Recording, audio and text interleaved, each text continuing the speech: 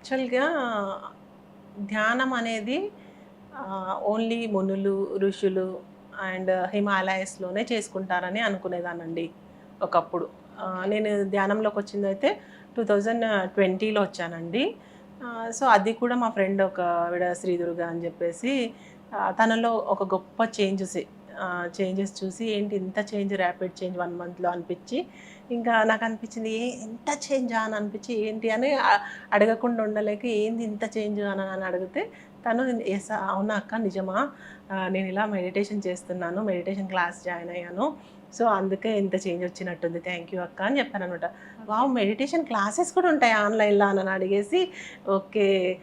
Meditation classes ఉంటాయా? మనం కూడా జాయిన్ అవుదాం అని అనుకునే లోపే తనే నువ్వు జాయిన్ అవుతా అంటే నేను యాడ్ చేస్తానక్క అని చెప్పేసి యూట్యూబ్‌లో కొన్ని లింక్స్ అవి ఇవి అలా చూపించిందనమాట. కరోనా పీరియడ్ కదా! అప్పుడు 2020. సో, అప్పుడు నేను యూట్యూబ్‌లో కొన్ని వీడియోస్ అవన్నీ చూస్తూ ఫాలో అయ్యాను. So, okay. అలా నాది స్పిరిచువాలిటీ స్టార్ట్ అయింది. ఆ!